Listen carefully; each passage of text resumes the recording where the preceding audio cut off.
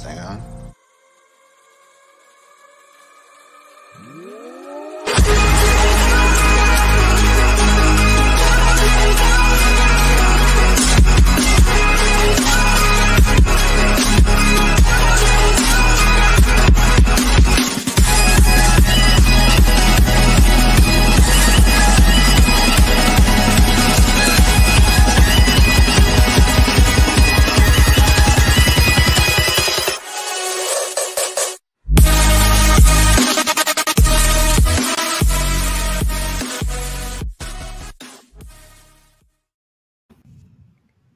Hello, and welcome to DFS Deep Dive. My name is Brian Craighead. Welcome into a special Thursday night edition. As you can imagine, we're a DFS format, and our platform is DraftKings. We're also proud to be part of the Cut Podcast Network. You can find all of written information at thecutffb.com, and on Twitter, you can find us at thecutffb. As for me, all of my content is at Vandegrad92. Along with this website, I'm also involved with 4 other websites. Got a couple weekend live streams, write about 4 or 5 articles a week. Just do a whole lot of different things. And like I said, welcome to Thursday Night Edition. We're getting ready to kick that game off here in about 30 minutes, looks like. And I want to welcome in both Mav and Luke. Guys, how are y'all doing tonight? Doing good. Doing a lineup tonight, a little bit more confusing and weird. Instead of doing it on Friday, because which you're about to explain in a second, but it definitely I'm good. What about you, Luke? I'm doing good, man. Same thing that you said. We're gonna figure out with these injury reports tomorrow and see where we can go with it. Enjoying my hockey team up 2-0 right now. Columbus Blue Jackets, keep it up. Having a good night so far. Hey, Luke, I think you put a little bet on that game, right? Yeah, a little bit. Hopefully, y'all have been following along. Last week, I know that in his home league, Luke actually scored 230 plus points, and then I know with our lineups we gave on air, he scored 182. I scored 177, and over the last 3 weeks, I'm 13-5 in terms of spread picks. So things have been going rather well for us. But like Mav said, I'm kind of doing it a little early tonight. My wife was diagnosed with breast cancer, had a double mastectomy back in March, and we're trying to pay it forward. There's a special organization called Save Your Breast here where they raise money to do mammograms and that type of thing. So we're going to an event for that. So sometimes in life, I think we all know it, but football is obviously important, but family comes first. So we're just going to kick this off a little early. In regards to information, like we were talking about, I'll keep up with all the injuries this weekend. There's a lot of guys that were sitting out there questionable. So you'll need to make sure before Sunday that you put those in. And then this week, there's actually 4 games that you have to kind of concentrate on. There's 4 games that are not part of the main slate that we cover, and those include tonight's game, obviously, between the Bucs and the Eagles. Then Sunday, you've got your second game kicking in from London. It's going to be the Jaguars and the Dolphins. Then Sunday night, you've got the Steelers and the Seahawks, and then Monday night, you've got the Bills and the Titans. So we won't be able to use any of those players. And the other thing that I need to briefly mention is there's actually 4 teams on bye. So week 6 start all your buys, and that's going to be rather consistent moving forward. So especially in obviously in DFS, but especially in your seasonal leagues, be sure to keep those in mind. This week we got the Falcons, the Jets, the Saints, and the 49ers. So last but not least, as we always talk about, we've got to fill 9 lineup positions. We've got a quarterback, 2 running backs, 3 wide receivers, a tight end, a flex, and a defense. So just keep all that in mind. And there's a few games in regards to the total that we need to watch as well. Some teams that are involved in pretty high-scoring games. One of those is the Chiefs and the Washington football team. That's the highest one. It's actually sitting at 55.5. Then you got the Chargers and the Ravens. That's at 51.5. You got the Cowboys and Patriots, which Mav will definitely talk about here in a little bit, sitting at 51.5. You got a couple others that might as well be 50. That's the Rams and the Giants. And last but not least, you got the Cardinals and Browns. And one last team that was not part of those higher over-unders, but still got a high implied total, is actually the Bengals. And I'll talk about them shortly. So, guys, if you'd like to, if you don't mind, go ahead and tell us about your lineups. We'll go from there. All right.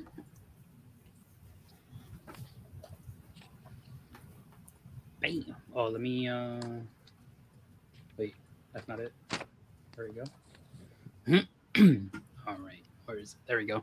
So for my quarterback, I went with Matthew Stafford. I don't know how the Giants are going to score. Right? Is Daniel Jones even playing? You know, I haven't heard that or not. He was limited capacity today. Okay. But his concussion looked really bad. It definitely So did during the game. I was kind of assuming that he wasn't going to play. So at that point, how are the Giants going to move the ball, which means extra possessions for the Rams to just blow out the Giants? No Saquon either. Yeah, no Saquon, no Galladay. Yeah, so it's going to be bad. Okay. My running back, he looks to be healthy.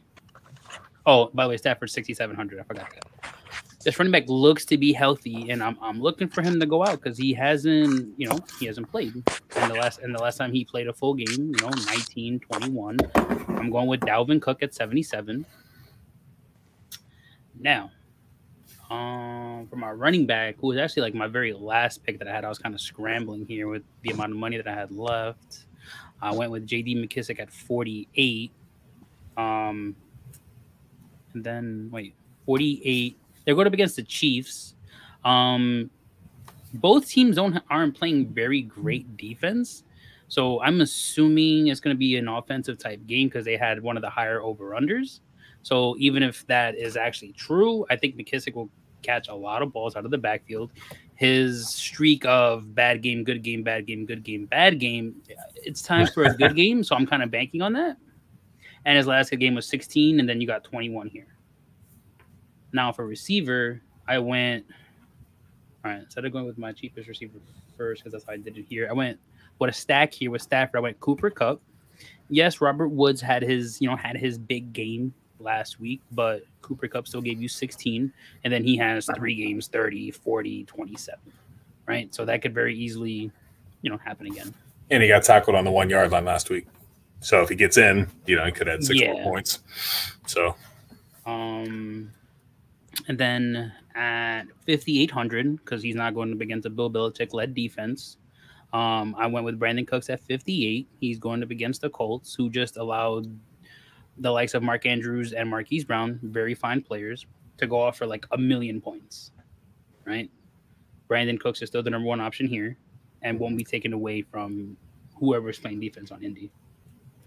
So that should be a no-brainer, right? So he had 3 straight weeks, 22, 23, 24, and then he had 10, right? But it's Buffalo. They're getting blown out by 1 million. And then a Bill Belichick defense after that, where they take away your best player. Yep. So it's time for a bounce-back week. What's next? Okay, so if he's healthy, if this guy is healthy, he is the number one option, and he will be balling out like he was before his injury at 5,000. I can't believe his price dropped so much. Sterling Shepard. Like I said, no Galladay. Darius Slayton is still kind of hurt, so we don't even know if he's coming back. Apparently, he's coming back as well, and Kadarius Toney is battling an injury as well. So Sterling Shepard could very well be the number one receiver here again after missing a few weeks. And they're going up against the Rams defense a Rams team where they're going to have to throw the ball. At tight end, it's about time these tight ends started doing something in New England. It's about time. I'm going with Hunter Henry against his Dallas defense, who are very weak against tight ends. Right? So last 2 weeks, Hunter Henry, 20 points and 13, right? Because he's starting to get the ball more in the red zone. Josh McDaniels is going to have to start scheming up some plays in the red zone instead of 3 straight screens or 3 straight runs because it's just not working. So I'm expecting for them to throw the ball more in the red zone. So I'm expecting these tight ends to score some. In my flex, I did not see me taking this player, but I was just so low in money, and it seemed like he's been playing very well with his quarterback. At 4,200, I actually wanted the Patriots to draft this receiver too, but they didn't draft the receiver. Amon-Ra St. Brown. He's getting the targets, right? 8 targets the last 2 weeks was from Goff. All he has to do is just get in the end zone, right? And Quintez Cephas got put on IR last week, so that takes away another guy. That's just more touches for him. And is Swift even playing? I believe he is. He is 6,300 if you want. There he is. Oh, okay, yeah, he's questionable still. I think he's good to go. Okay, and he has a groin injury. I suffered from one, and everybody has a groin injury in the NFL this year. It's like it seems like the popular injury. Yeah, we don't want to talk about how bad that is. wasn't. I don't want to find out. Yeah, no, you don't. Can't even walk. So I got 3,600. Let alone run the football. I don't remember having money left over. Oh, I did have money left over. Yeah, you had 400. The Packers defense, think, yes, Packers defense. They're going up against some quarterback. It's going to be a blowout. They're gonna make it a rough day for this quarterback that's starting in Chicago. Right, it's going to be a rough day. Well, everybody say goodbye to Mav. I don't think he'll be here next week. All right, so I think the Packers defense. They usually play. They've been playing very well this year overall. Right after getting blown out by Jameis Winston over there. Yeah, that was a weird game. Yeah, and Jameis hasn't done that ever again, which is not surprising. But after that, they're getting 6 points, 7 points, 7.7 points, and this is without like a defensive touchdown or anything, right? So if they get like a pick six, which is very doable in a rivalry game, which they normally, do very well in these rivalry games, I can see them putting up anywhere from 6 to 10 points, which is pretty much like what you want from your defense. Anything more than that is just gravy, but I think they continue the trend where they get, a couple of sacks, maybe a turnover, especially, he's still a rookie. He still makes rookie mistakes. So, right. 3 sacks and a turnover is still very doable. With $400, I mean, you can probably go Higbee or Noah Fant at tight end if you guys don't like New England Patriots. Not a lot of people do. I don't blame you. Yeah, nobody likes them. You can go Tyler Boyd, maybe Jacoby Myers. From Sterling Shepard, or there's really nothing much in the 4,000 range. Maybe you want to take a risk on Rondale Moore. What would you think about switching McKissick out for AJ Dillon for 100 more? AJ Dillon had 16 touches 2 weeks ago and 12 last week. He's starting to be a little bit of a factor. Well, he did score a touchdown, his only touchdown. So he's not giving you touchdowns. And if he's not giving you a touchdown, then he's not productive. I did think about it. He got 15 carries 2 weeks ago and had a few catches last week. So I think they're starting to involve him a little. He might be one to keep an eye on. But between him and McKissick, I can see their points being kind of similar. And they're $100 different. Dylan's starting to get the old Jamal Williams role. Right, yeah. I believe. They can't – the first week or two, they really just used Aaron Jones to a complete maximum. I see Dylan getting some touches. But not to change the subject, so we were talking about Sterling Shepard earlier. What do you think about the Kadarius Toney factor? He had like 189 yards last week receiving or something. Wasn't that the majority with the who was playing quarterback for the Giants after Daniel Jones went down? Mike Glennon. Yeah, he had some work early, but also Shepard and Slayton didn't play, and Galladay was out early, so he was like. So I consider that as big factors, and if Shepard is playing, he's still the number one receiver there. I was going to say in terms of cash lineup too, because I have Shepard as well. And like, I think everybody will chase those points last week and everybody will have Toney, and then you'll be over there with Shepard and he might have a bigger game. And then you'll be like, so that's a good point to have Shepard over Toney. But I could see both still having a good game, but I like what you could do with the 400 I have left, instead of like, what do? You have a quarterback and a receiver. You can take out Cooks and you can get Robert Woods too. Why not just have all three? Stafford, Kupp, and Woods, right? You could, but you got to have a lot of confidence in that lineup. In regards to the Rams in general, and I don't mind that play at all. But just keep that in mind, folks. I don't know. I always have a hard time putting a third guy in, but if you're really, really confident in the team, go for it. Yeah, no, I was just saying like as another pivot play, but also, right, 58. You got Amari Cooper here. You got Sutton at 62. And that's pretty much it. The only other pivot was the guy we talked about before the pod with Damian Williams with the COVID situation. The Khalil Herbert kid for Chicago is 4,600 off McKissick.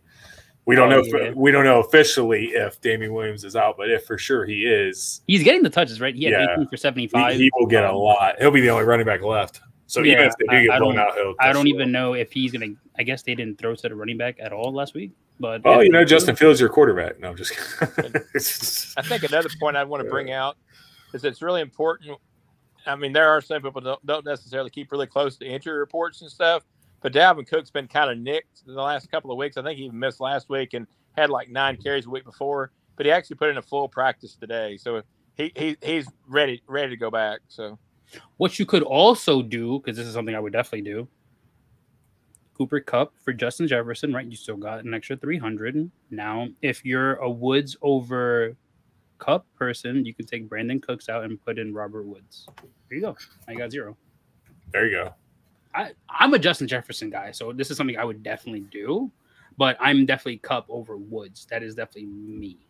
I did want to give you some crap. I was laughing because last week he didn't play Hopkins, and he didn't do anything all game. Then at the end, he got a touchdown. I'm like, oh, there it is. But, and it was a DeAndre Hopkins like touchdown too, where he's just mossing somebody. Right. Not many guys in the league would have caught that.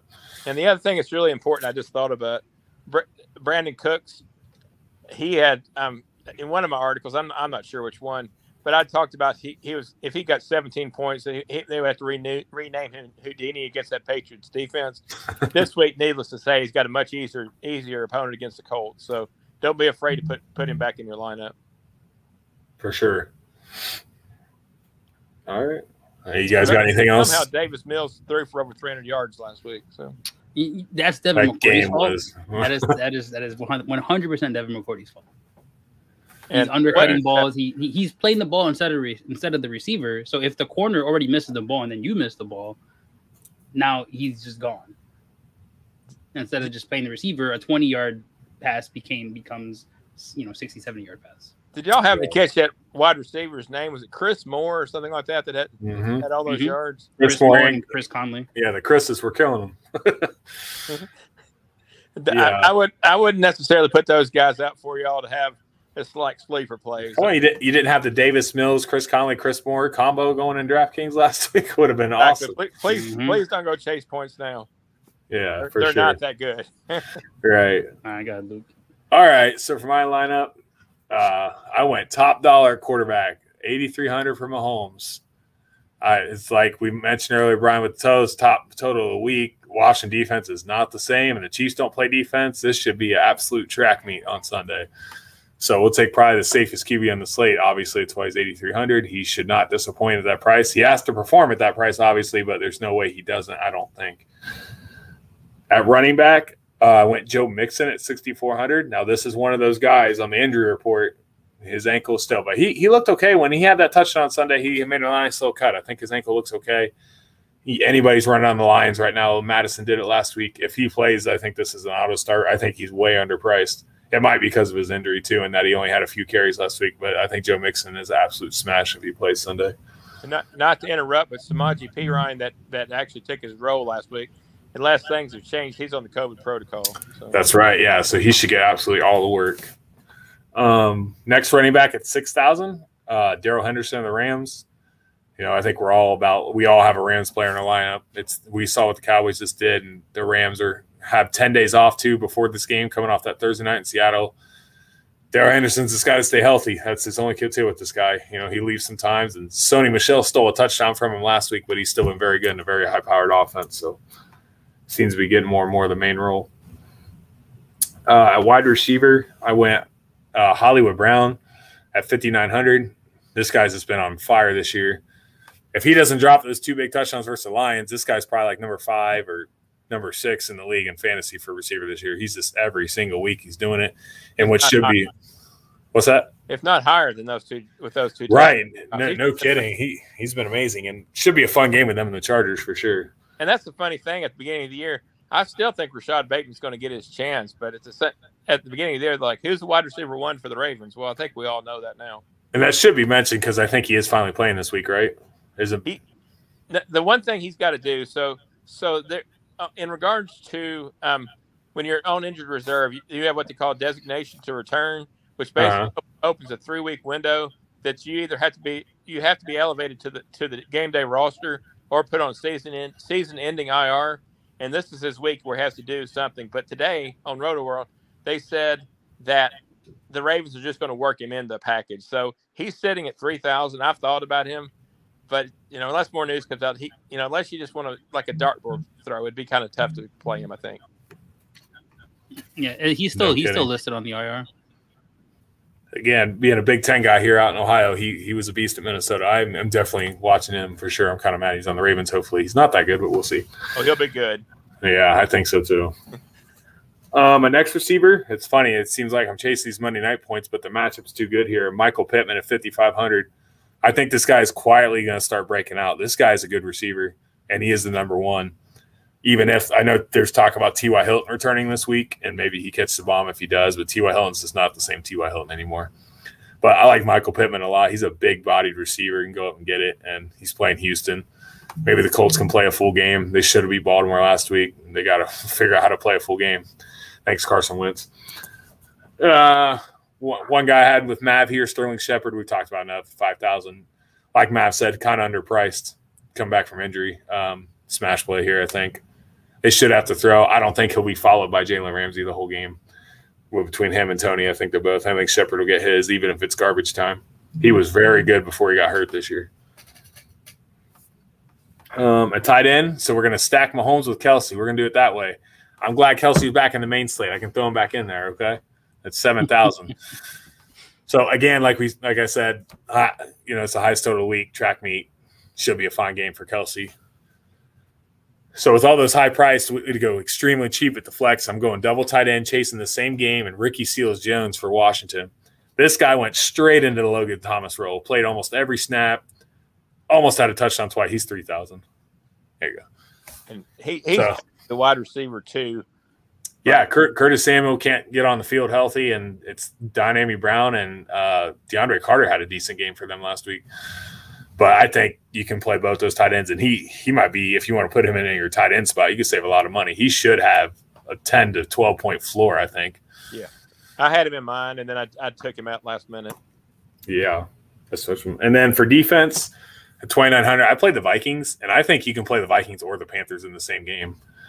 I just took the Vikings because Sam Darnold's been turning over the ball the last couple of weeks, so that's why we leaned that way in terms of the Vikings. And, Vikings games are always close. They always seem to go down. They thought they had the Lions covered, and then, they give up that to the Lions, and they fumble the ball, and then every Vikings game is the same. I swear it always comes down the end. But that's what I had to spend the exact dollar if you guys had any pivots. I had Marquis Brown too. And my list was so different before I sent it. I had Marquis Brown. Oh, really? And I had Lamar Jackson. Oh, yeah, the stack. That's nice. And I thought about taking Mark Andrews too, but I went with how did I go with that tight end? It's funny you played Cooks. He was 5,800, and I said my own pivot play was Hollywood Brown to Cooks if you want to save 100, if you'd rather have the I thought about it with the form that I had left over because for some reason I thought I used all the money I had. So if I had the extra form, I might have just went with the Hollywood Brown. And with Pittman, too, 5,500, you could go to your boy, Jacoby Myers, who I saw he got tackled on the 2-yard line last week. I said, man, he's so close. I didn't want to risk it. Until it happens, I don't want to risk it. But is he going to have Diggs on him, who's playing like the best corner in football? Like, you know what I mean? And then the other pivot, if Mixon's out, obviously, same game, you can go down 100, play DeAndre Swift. Yeah. I think that's fine, too. So that's pivots off of my own lineup. I don't know if you guys have somebody you didn't particularly like on there. Would switch off one. I don't see anything off the top of my head. I'll mention a couple extra here later, though.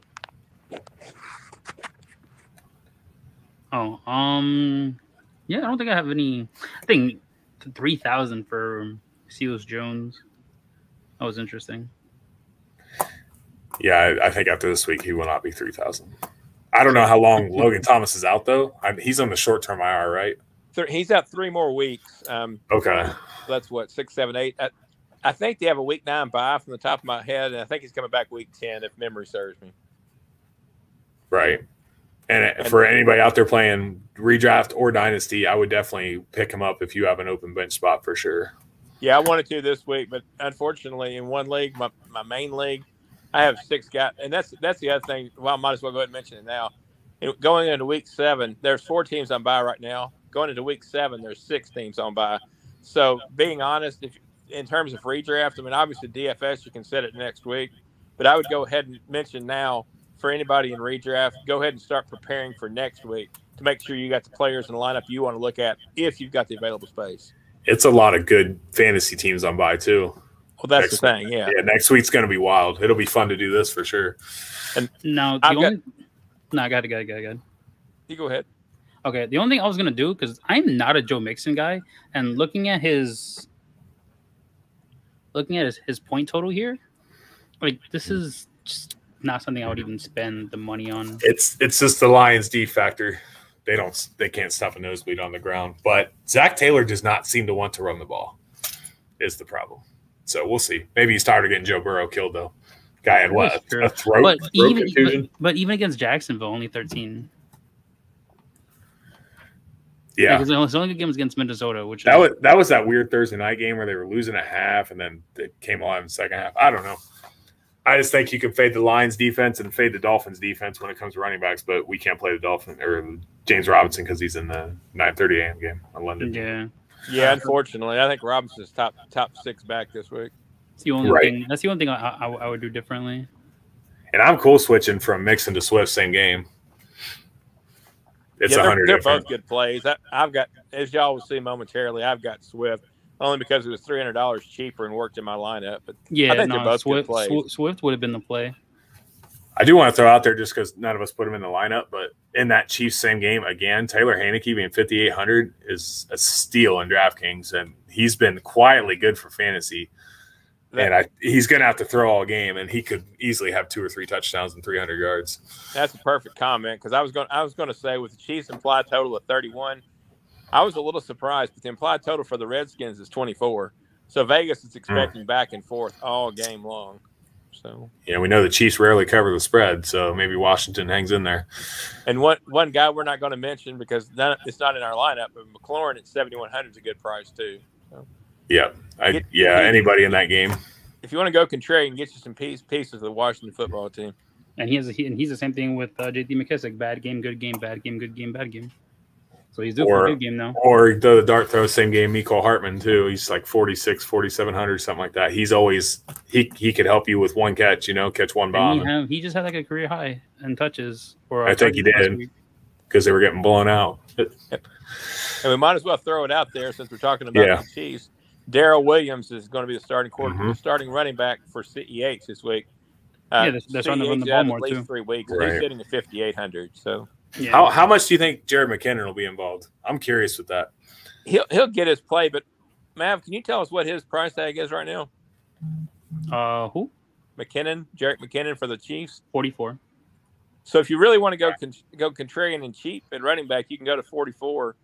And buy a lot elsewhere. So that's a risk. It's hard to say how much you'll have, but I think he'll get at least 10 to 12 touches. And in that offense, you can always do something. You have a little bit of volume. When did CEH go down? Second half. That's all I remember. Okay. And I thought for sure seeing that tackle he was out for the year, he bent completely backward. It looked ugly. To hear it was only a sprain. I dislocated my ankle a long time ago, so I still can't look at ankle injuries the same. I did not want to look at that. I bet. Yeah, it was midway to the latter part of the third quarter when he went out. I'm gonna throw out 6 guys real quick that were either did not practice or very limited practice today to keep an eye for these. It's Lamar Jackson, Joe Mixon, Chris Carson, DeAndre Hopkins, Mike Williams, and DK Metcalf are all guys to pay attention to the injury report tomorrow to see what's going on with those guys. Big names. That is why I didn't have DeAndre Hopkins in my lineup, by the way. Okay. I think they're all in the main slate except for Metcalf, right? I think so. Metcalf's playing second. Oh, and Chris Carson in the same game. He's got that neck problem. Who's this now? Chris Carson. Yeah, right. I think that neck sounds kind of serious. Yeah, I don't know if he'll play. That I don't know. We'll see. Alex Collins didn't look terrible, actually. He played better than I thought against that Rams D. Yeah, exactly. And I don't know. Off the top of my head, I don't remember what his price tag was, but. Oh, yeah, I'm not sure he's in this one. But if you want to adjust it up. Do you want to shoot your lineup out, Brian, real quick? Sure, that'd be awesome. Let's see what we got here. So, needless to say, I think we've all got pieces of the Bengals. Okay. I went with Joe Burrow as my quarterback. He was sitting at 6,300, and I always like to go with the stack. So the guy that just went completely off and pretty much has all year long, except every game, I'm pretty sure -1 he scored a touchdown. But Jamar Chase is kind of the go-to guy right now, and DraftKings has definitely got the price a little bit more correct. He's at 6,700, but I'm still willing to take a chance against the Lions defense. And like I said, I always like to go with stack, but I also like to come back with a comeback player. And we've already mentioned him just a few minutes ago. But Deandre Swift is going to be my comeback player this week. And he's also sitting at 6,300. So like I said, I like pieces of that Bengals lineup for sure. And there was one other team that the other team we're all on is the Rams. And just like Luke's got, I've got Daryl Henderson as well. And he's sitting right at 6,000. So I really like him. We're going to start noticing that there's a lot of similarities between mine and pieces of both Luke's and Mav. So I've got going back to my other running back in pre warm up here. These guys I don't think like my other running back, but I'll go with Jonathan Taylor at 6,600. And y'all can retort if you want to on that one. I know you aren't huge fans of him. I have him in too many leagues, so I can't root against him. I have him in one dynasty and 2 redrafts this year. So Wait, I'm sorry, who did you say? Jonathan Taylor.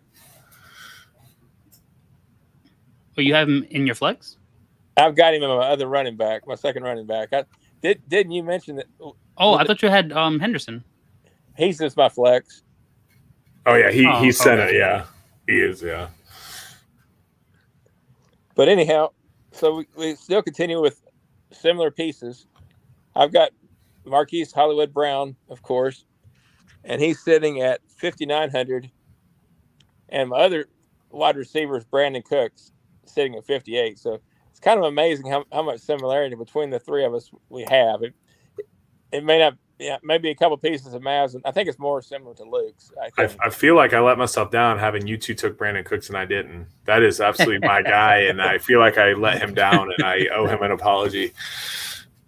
Yeah, he's actually great. He's got a great floor, and he does. I hated to knock on him last week, but Mav would have been proud. I think it was for another website. I just simply said that he scored 17 points. Just call him Houdini, and I think he scored. I don't know. It was minimal, like 6 or 7. So I would have felt awful if I'd gotten wrong, but I was not wrong. So I'm proud of that. 5.3. So I was luckily right about that. The Ravens receivers are just doing, and Mark Andrews are just doing whatever they want against that Colts secondary. And if the Colts do get out and blow them out, he should benefit big time. A lot of garbage points too. And that's the other thing I meant to say something about just a second ago. So right behind Kelsey, my second favorite tight end this week is actually Andrews. Like you said, he just went off. Seems like 10 catches for 130 or 40 yards and 2 touchdowns off the top of my head. Yeah, he killed me in one league. I was playing against him. He did in my league too. I was ahead until he played. And I was like, same thing. I lost it on Monday night. I was like, as long as Andrews don't go bananas, and there he was, career high in yards. Did you guys see the tweet where this guy was up 111 points and he still lost? Oh no. The other team had Lamar, Taylor, and Andrews. That second half was absolutely nuts. After the first half, I'm like, man, I might just go to bed. And then I'm like, oh man, this has gotten crazy. Yeah, it was a nutsy game. So I've only got 2 pieces left. At tight end, this was a tough one. I almost went with Seals Jones at 3,000. I went ahead and went Jared Cook at 3,200. And the one thing I'll be honest about is 2 out of the last 3 weeks, he's done absolutely squat. I think he wound up with 1 catch for 30 yards last week. I'm pretty sure. And I don't know. I just wanted a piece of that game for sure. So I went with Cook there. And last but not least, and I know that Mav hates this pick. I took the Cowboys at 3,200 as my defense. So, I mean, they're playing really good. Can't fault you there. What do you think, Mav? I think they're gonna let you down. I don't know. All right. So let me see here. Let me see. Take a look. So I had 3 pivots for him. But one he already said, it's the Cook for Seals Jones. I already mentioned how much I liked him, obviously. And the other one was, I know he's kind of been disappointing this year, but we know touchdowns are the most hardest thing to predict, right? And Jamar Chase, eventually he's not going to score, correct? It's bound to happen. Keenan Allen's $300 cheaper, and Mike Williams is dealing with an injury, and the Ravens have been giving up a lot of points, and Keenan Allen's been playing in the slot this year. This could be a Keenan Allen sneaky week, and he's 6,400. So that was a receiver I wrote down for you as possibly. It's hard to go against Jamar Chase right now. I don't even know. Keenan Allen's got a floor for sure. And Jamar Chase, if he doesn't score, I don't know if he has a floor. Well, that's the kind of the thing that's so surprising about Chase. So he's had one game that he didn't score, and he still scored 14 fantasy points.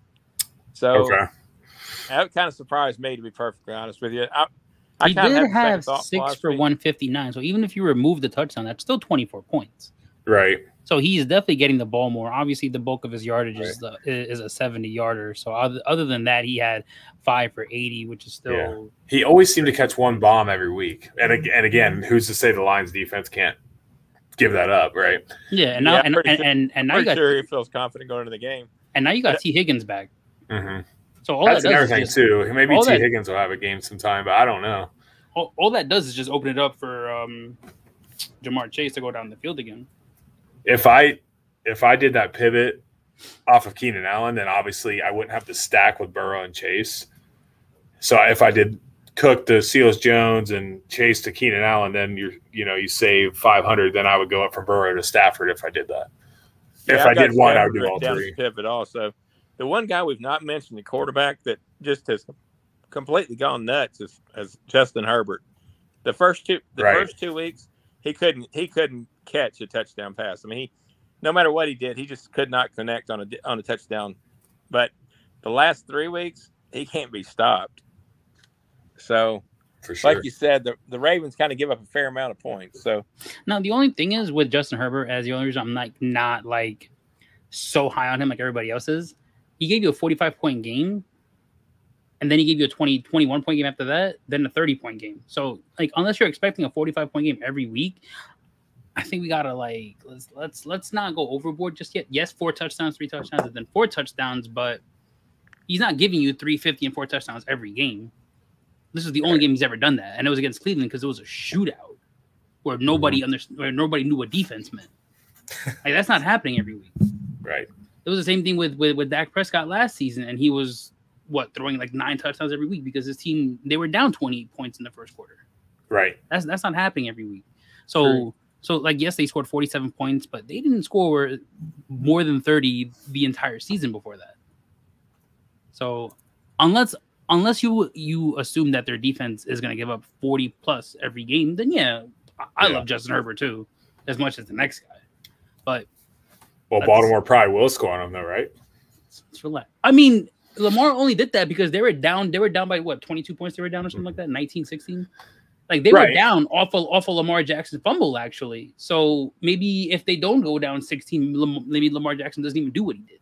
Right. But this is only happening because they're down 3 scores. They were kind of sleepwalking through the first half for sure. Yeah. So I don't assume teams are going to down, especially good teams, right? I don't assume good teams are going to go down 3 scores and now they got to play from behind the entire game.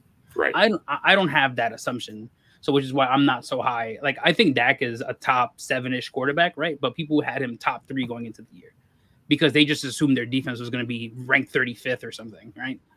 I assume. And then the one thing about Dak, other than the opening night against Tampa, his pass volume has just been. I mean, he's been very efficient. They haven't needed to though. Exactly, because their defense has gotten better, which was you have to assume defenses are going to get better. They don't just stay ranked 32nd or one of the worst defenses in history, for multiple years. That just doesn't happen. That's the thing with Dak, though. You can't bench him. You try to bench him, and then he'll have one of his games. So you just keep playing him. And if he gets you 20-some every week, hopefully the rest of your lineup is solid. If he gets you that floor. You know what? That's why I drafted him, and then I drafted Brady later on. So okay. I've actually been benching Brady every week. I've been benching Dak the entire year, and I'm I got Dak. Somebody's gonna have to want him or need him, and they're gonna have to trade me something for him outside of the trade that I got earlier today. Brady's already thrown a touchdown tonight to OJ Howard of all people. OJ Howard, yeah. Where'd that come from? There's a couple other. We've mentioned some of the injuries already. There's a couple other injuries I think need to be reported and considered. So I think some of us, at least I did, thought that Christian McCaffrey would like to play this week. He's still so iffy. He's having a hard time getting to the field. So it would not surprise me if Chuba Hubbard again is involved. We spoke about that before you joined us when we were just waiting for it to start. Yeah, we mentioned he's sitting at 8,800. Stay away. Don't touch him until you see the Q leave his name. I wouldn't touch him. I feel like if he plays, I think he's good. I don't think they're playing him unless they feel like we're not re-injuring this guy. But even when they did, he got re-injured. Right. And it happened, that happened last year too. Yep, exactly. That's what I was getting ready to say. Last year, pretty much for several weeks in a row, he's going to play. He's on limited practice. Never did. I just think these coaches, same thing with I know Saquon wants to get back out there, but like let's just wait until players are fully healthy. Like let's just wait. Let's not rush kids out there. Happened with Daniel Jones last year too. He was finally becoming good. He rushed himself out there, or the coach did, re-injured, or he played worse. Because he was terrible in the second half of last year after his injury because they rushed him back. You rush players back; they're not even worth looking at, in my opinion. Yeah, I wouldn't want him in my DFS lineups right now for sure. And he's 8,800. I don't think there's anybody that costs that. That is actually the cheapest he will ever be. Oh no, you have Devonte Adams. You have Devonte Adams at 9,000. Okay, so he's not the most expensive. McCaffrey is usually 9,000 plus when healthy. So this is actually the cheapest you'll probably see him. 8,800. Like it's because he's massive risk, even like just clicking his name. Right. When healthy, he's 2 players in one. Is why he's 8,800 because he'll run for 100 and catch 10 balls. He's a cheat code when healthy. Yeah. The other I want to throw out there, I don't love his matchup against the Rams, but Devonte Booker is going to play in replacement of Saquon. So keep that in mind if you want to go a little bit more contrarian. He'll get touch volume. He had 2 touchdowns last week. So. Right. I mean, he caught 4 balls. Obviously, this is all after, like, he gave you 16 for 42, which is only a 2.6 average. So, like, even then, that's attainable, even against a Rams defense, right? And then 4 targets, 16 yards, and a touchdown. That is definitely attainable. So without Saquon, Booker, I had Booker in my lineup while I was flip-flopping players to get a lineup that I wanted. Devonte Booker was somebody that I was looking at because he can give you this. 2.6 yards a carry is actually pretty bad. Mm-hmm. He can give you pretty bad. And then 4 catches for 16 yards and a touchdown. Obviously, he's not giving you 2 touchdowns every week. He might give you 1, right? But the Giants are going to have to score the ball to even keep pace with a Stafford-led offense. Yeah, he'll have opportunity for sure. Is it going to be? He'll probably give you more catches to make up for the lack of touchdowns that he'll have, right? Because what was – is Barkley even up here? Do you even see his name here? Saquon? What's funny between him, right? So in a redraft league, I got to either start – Booker or the Herbert kid from Chicago as my flex. And it might be the Herbert kid. I'm going Herbert. Yeah. Like he might not be as like flashy as Saquon is with like 5 receptions for 74 yards like he did against New Orleans because he had a 54-yard reception.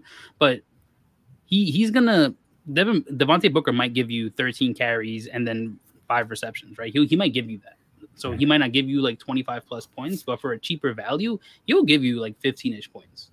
Oh yeah, he'll give the value for his price, and he'll give you a solid floor. So if your rest of your lineup's built with ceiling, he's a really great floor play. Those fill-in running backs this week are very cheap to go with fill-in for injury guys.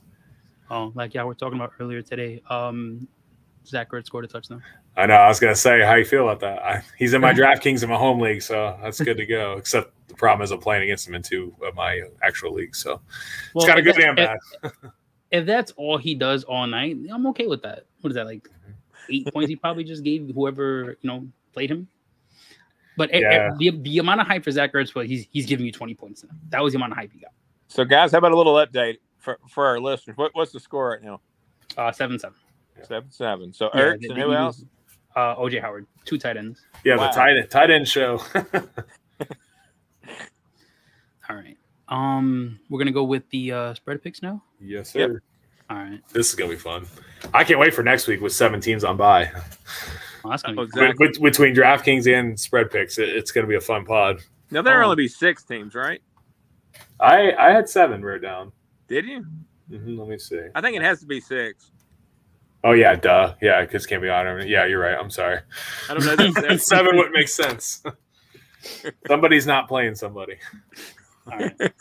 So now for me, this was actually a very hard to pick, but I'm expecting for Vikings to go on a run because they look like a good team, and I'm expecting consistency at some point. Now they get Dalvin Cook back. That just opens up my dynasty wide receiver 1, aka Justin Jefferson. That just opens it up for him. So I picked the Vikings at -2.5, and Darno, I guess he's been seeing ghosts out there because I don't know what's happened in the last few weeks. I'm going to tell you right. You pick the team that always comes out in the end. So you'll probably win because they'll probably kick a field goal at the end. Every single one of their games. Hopefully the Vikings make the field goal like they did last week and not shank it or choke the game away like they're prone to do. Vikings fans got to be on every week. They're on the edge of their seat. and I also want to throw this out. We just mentioned Justin Jefferson. I think he'll play, but he's also one of those guys that I think missed practice today. So. Oh, geez. Oh, that is true. Now, this game here, I only did it because I know Christian likes going back and forth with me on Twitter. So I did this just for you, Christian. I picked the Vikings at -5.5. You mean the Packers? I mean, the Packers. I picked the Packers. I said, dang, their spread just went up. Yeah, I picked the Packers at 5.5. So okay. Just so I can see your tweets during the game and after, and I can comment on it. That's just all it is, Christian. I hope you're watching this. You better hope Justin Fields don't beat Aaron Rodgers. Oh, no, I would never hear the end of it. I would never hear the end of it. I would honestly just like to see what Justin Fields can do through the air. The kid's yeah, because these games are usually very high scoring, like this rivalry here. So he has to. Jari Alexander being out will help as well. Yeah. If they're gonna let him start, let him play. Try to throw that Allen Robinson guy. I heard he's good. Try again. Yeah, right. So there's another guy named Darnell Mooney that's not bad. Yeah. Now I picked this with the assumption that the starting quarterback would be out. He might actually play, and this might actually change my mind because he's been playing very well this year. Mm-hmm. But I'm gonna stay with my guns here. I picked the Rams at -10. I think the loss to the Cardinals might have woken them up a little bit. And, they showed out last week in a rivalry game against the 49ers. Sure, it was against a rookie, but everybody was pretty high on the rookie. And what was the score? They only scored 7 points, right, last week? The 49ers? The 10. I think they got a field goal. Okay. I think it was 17-10 final. Okay. I think you're right. You're right. And then the Rams beat up on the Seahawks. So, and then the Rams, who are the Rams? The Rams lost to the Cardinals, right? So, yeah, I think that woke up a little bit because they were riding a little high. So I think for a team like the Giants, if they don't sleep on them, like most teams tend to do against these New York teams, I think it's a blowout. I think Aaron Donald gets a few sacks, wrecks havoc, and I think 10 is easily attainable for an offense like this. Especially we don't even know who's playing on this Giants team. Like we really don't even know who's playing. Like all we know is Gallaudet is not playing and Saquon's not playing. We don't even know who the receiving core is because they're all hurt. Mm-hmm. We don't even know who the quarterback is. I don't even know if Dan Jones is playing because I was just gonna say I think the only one who is playing now is Shepard. I think he's in. Other than that, yeah, and even then, like Slayton is set to be playing, but that's not guaranteed either. Like we don't even know. Yep. I think so. This was actually a hard pick too. I think after what happened last week, I think the team comes together, and I think this is one of those typical, Bengals are gonna pull a Bengals. They're gonna play like the Bungles this week. So give me Detroit at +3.5. I went with Detroit 3.5. I think the team comes together, and they get their coach their first win. I like that. Traditional Bengals, like you said, almost beat the Packers, then lay an egg. Yeah, then they lay an egg. Right, this is just Bungles, pure Bungles. Now, I'm just picking so many crazy upsets this week. I think this team finally brings it all together, right? Everybody's talking about, Derrick Henry's not going to play well because it's the Bills. Bills just beat the Chiefs. They look like the greatest team on earth right now. Nah, give me the Titans with their receivers coming back healthy. Derrick Henry's still going to be Derrick Henry. Hope so. Right? I'm hoping so, too. As a Patriots fan, I'm definitely hoping so. But with Julio Jones coming back, A.J. Brown healthy, Tannehill's been playing pretty poorly all season so far. I think this is the week where the Titans bring it all together, and it looks like the product we've been waiting to see all season so far. So give me the Titans at +5.5. Even if the Bills win, field goal at the end, we still cover. Now, just another upset because I've been hearing about it all week, especially from Brian over here. Give me the Patriots at +3. This is a typical Bill Belichick game. We look like crap against Davis Mills. We make bad QBs look like prime Dan Marino, but we make bad QBs look like who is a bad quarterback? Like Jamarcus Russell? That's too bad. That is very bad. but we make they make good QBs look bad and bad QBs look good. Like I don't get it. Right. Even Brady, I mean, sure it was in the rain. Brady didn't even play that great. Right. Sure, there was a lot of drops everywhere, but again, an offense where everybody was like, "Oh, Bucks 30 plus." Right. Nothing. Every week. Yeah. Right. That didn't happen. And then Dolphins, the defense has actually played a lot better than the product has shown, because it's been a low scoring game every week. And it's been like that every week. So give me another upset here, +3. I think this is where the Patriots finally put it all together. That's just my assumption there. I think the tight ends play like they're getting paid to do. Jonnu and Hunter Henry, start them. Jacoby Myers' first touchdown? No, let's say it every week till it happens. Not this week. Not this week. I think the tight end. I think Jonnu gets his first touchdown. Right? I don't think he has a touchdown either. I'm not sure. Oh, I thought he had one. Didn't 1 week both Henry and Jonnu score a touchdown? See, now I gotta look. I feel like I should know this, but I don't remember seeing a Jonnu Smith touchdown. I think that was Henry's first last week too. I think that was Henry's like third.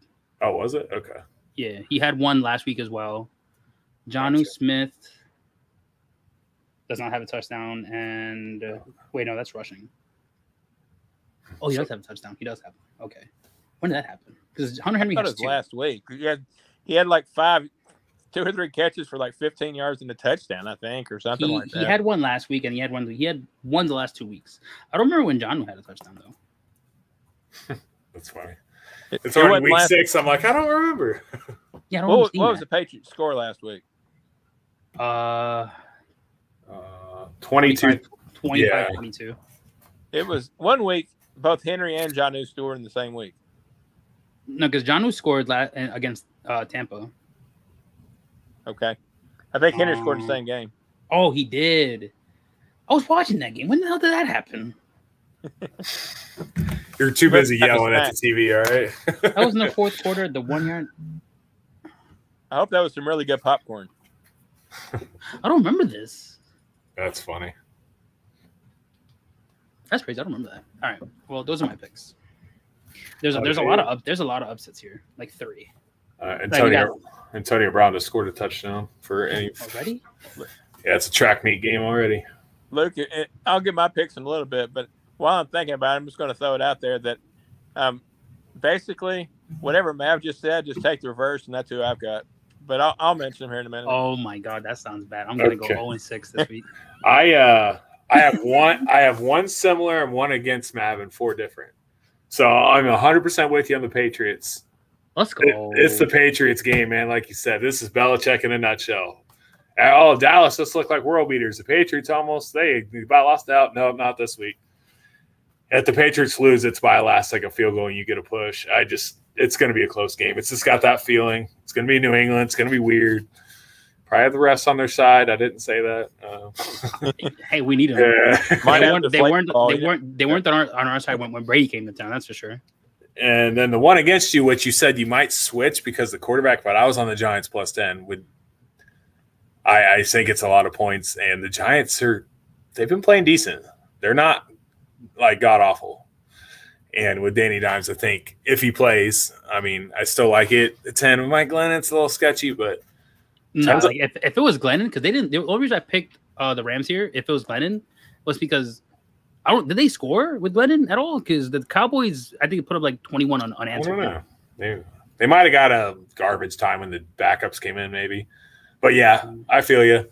10's anytime 10's a lot in the NFL. I mean, regardless. So I'll take the +10 there. 6, and then it's only 3. So. And then the 4 different. I'm going to take the Ravens -2.5 against the Chargers. And I feel like everyone's going to watch the Chargers last week. I think the Ravens get it done at home. There's something weird about the Ravens this year. They're the luckiest team in the NFL. Don't get me on that rant. But I think they figure it out. Tucker, you get to the 45-yard line, you make a field goal, right? So Chargers games are kind of like the Vikings. They come down the end of the night. But I'm going to take the Ravens at home. Chargers got to come all the way to Baltimore. That's a long travel for them. Lamar's playing good. I know Herbert's playing good too. But I'm going to take the Ravens at home in a game where if I get wrong, I'll be okay as a Steeler fan that the Ravens lost. It's funny saying that because staying in the AFC North, I'm also taking the Browns against the Cardinals. I think Vegas is telling you what to do here, making the undefeated Cardinals an underdog to the Browns at -3 or what's it, 2.5 now? 3.5. Yeah, the Cardinals. I think now. Actually, we mentioned injured guys. Nick Chubb and Kareem Hunt didn't practice again today. Now that may change things if they don't play, but I think they do end up playing. But I'm going to take the Browns again. West Coast team coming all the way to the East. I like the Browns at home. Figure it out, Cleveland. Play a full game. You got a good team. Baker, get your crap together. Vegas isn't stupid, right? They're not making an undefeated team an underdog for a reason. So you're actually picking both the Ravens and the Browns. Yeah, I think I should take this jersey off. I didn't take the Bengals, though. I'm going to take the Raiders plus 3.5. I think they come out motivated. Gruden's gone. I think there was something going on in that locker room, and they want to prove a point this week. Denver played those 3 easy games to start the season, and now the real Denver team shows they do have a good D, but I think the Raiders team could be a little better. This is could be an ugly, low-scoring game. I mean, the total's pretty low. I don't think any of us touched anything in DraftKings here because of that. Both defenses are probably fine in DraftKings, but I'm going to take the Raiders getting over a field goal in a divisional game. And then the last one, this might seem very public play, but I don't see how it doesn't hit taking the over in the Chiefs and Washington game. I know it's 54, but the Chiefs might score 40 and Washington. I just don't see how it doesn't go over. I don't think they can make it high enough. So, no, my luck, there'll be a field goal fest, but those are my 6 plays this week. I totally love that over. But like I just said, you've had 4 games different than Mav. Mav and my games look nothing alike. Yours and mine look nothing alike. So okay, let's see it. So I'm going to be honest, guys. Anybody that's listening, you probably each one of y'all have your own favorite podcaster. I know Luke's got his own special fan club with shirts and everything. So, right. Like I said, my picks are different. So we'll see. For me, I went with the Rams minus the points. I don't think I need to repeat the points. I went with the Bengals minus the points. I've got the Chargers plus the 3. I've got the Broncos. That's the only one I haven't heard. Broncos minus 3.5 versus the Raiders. Actually, we had a Raiders pick. So yeah, that's not true either. I've got the Cowboys minus 3.5. And last but not least, I've got the Bills minus 5.5. So like I said, that is funny. a lot of picks that are totally different. So just pick your favorite podcaster, and those are your picks. We are definitely all against. It's a war this week. I mean, I got like the Rams. You two are both on, and then me and Mav are both on the Patriots, and then wow, this will be fun. All I know is that if I have a bad week, listen to Brian. And I'm going to say this: I'm the oldest one here. I've probably got the longest arm. But I'm 13-5 out of the last 18 games. So pick who you'd like to. Yeah, don't listen to me. Don't listen to me. I'm like 11 and like 17 or something. Yeah, I forget what it was. I think I'm in the middle. For season long, I forget what it was. I wrote it down. I was trying to keep track for us. I think my best week was like 4-2 was my best week. I'm 15-13 overall and 1-4 in 1 week. So do the math. Mine hadn't been too bad considering things. Yeah. All right. So if y'all are ready, we'll go ahead and give our Twitter handles and go ahead and enjoy the rest of the game. All right. All right. Let me just drop it here. Remove that. There we go. That's it there. You can find me on Twitter at my Twitter there. I will probably be complaining a lot about Patriots football because that is what I did last week when we were getting embarrassed in Houston. And and if you will see a lot of Matthew Judon gifts as well. I think he has the best sack celebration in football. So you'll definitely see a lot of that. Is he going to be wearing the long red sleeves when he sticks out like a sore thumb? Of course. He wants you to know where he's at. He wants you to know where he's at. Well, my name's Lucas Deephow. I will be with Matt this week on the Patriots. I do not ever root for the Patriots, but, we got to get these spread picks right. So let's get it done up there in Boston. You can catch me at Twitter at that name. We're celebrating right now. The Blue Jackets are leading 5-1 after 2 periods. That's what we like to see, kicking some butt. And let's get some fantasy rolling this weekend and go Steelers against the Seahawks. And as a closeout, I just want to encourage y'all, check me out on Vandegrad 92. Like we just talked about, there's a ton of injuries. I hope Christian doesn't mind this, but my original website is Fantasy Affair. I do a weekly injury report that comes out on Saturdays, so hopefully that'll provide some guidance as well. So once again, Vandegrad 92. I hope everybody enjoyed the show. We got our numbers for this week. We're just very blessed to have y'all listening. So once again, thanks for tuning in, and we'll see y'all this time it'll be next Friday at 8 p.m. So y'all enjoy the game. Peace, guys. Appreciate you guys.